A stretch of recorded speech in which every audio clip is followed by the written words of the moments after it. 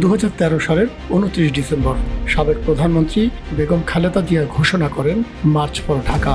বালুর ট্রাক দিয়ে বাসায় আটকে দেওয়া হয় বেগম জিয়াকে, যে ঘটনাটি বালুর ট্রাক কাণ্ড নামে আজও পরিচিত। খালেদা জিয়াকে আটকানো ছিল প্রধান টার্গেট, কারণ 14 সালের একতরফা নির্বাচন ঠেকাতে এর বিকল্প ছিল না স্বৈরাচারী হাসিনার হাতে।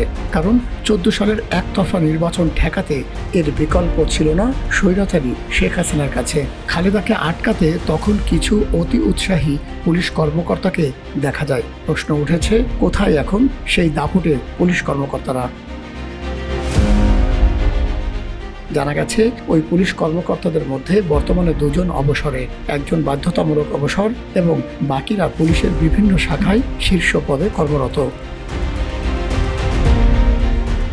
2013 সালের 28 ডিসেম্বরে বিএনপির চেয়ারপারসন বেগম খালেদা জিয়ার গুলশান কার্যালয় ও বাসা ফিরোজার সামনে 4টি ইট ও বালু ভর্তি ট্রাক রাখা হয়।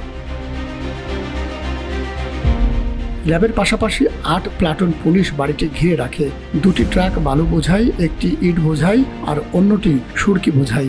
একদিন পর 29 ডিসেম্বর সকালে সমাবেশে যেতে চাইলে খালেদা জিয়ার সাথে তর্কে জড়ান পুলিশের গুলশান বিভাগের তৎকালীন অতিরিক্ত উপকমিশনার আয়েশা সিদ্দিকা। গোপালগঞ্জের এই কর্মকর্তাকে তখন গোপালী পুলিশ বলেও সম্বোধন করেন বেগম খালেদা জিয়া। বিষয়টি তখন সামাজিক যোগাযোগ মাধ্যমে ব্যাপক ভাইরাল হয়। বেনজির আহমেদ তখন ছিলেন র্যাব প্রধান। তার কাজে খুশি হয়ে স্বৈরাচারী শেখ হাসিনা পরে বেনজিরকে আইজিপি করেন। সবশেষ বেনজিরের শত শত কোটি টাকার লোপাটের ইতিহাস সবারই জানা। খালেদা জিয়া যখনই বাসার বাইরে বের হতে চাইতেন, তখনই তাকে আটকে দেওয়া হতো। এ কাজের পুরস্কার হিসেবে খন্দকার লুৎফুল কবিরকে অতিরিক্ত ডিআইজি পদোন্নতি দিয়ে গাজীপুর মেট্রোপলিটন পুলিশ কমিশনার করা হয়। পরে শেখ হাসিনা খুশি হয়ে তাকে পুলিশের অতিরিক্ত মহাপরিদর্শক বানান। তবে নানা অনিয়মের অভিযোগে গত 2 সেপ্টেম্বর তাকে বাধ্যতামূলক অবসরে পাঠানো হয়। বালু ট্রাকের ঘটনায় ভূমিকা রাখেন তৎকালীন ডিএমপির উপকমিশনার শেখ নাজমুল আলম। হাসিনা তাকেও পুরস্কৃত করে অতিরিক্ত ডিআইজি করেন।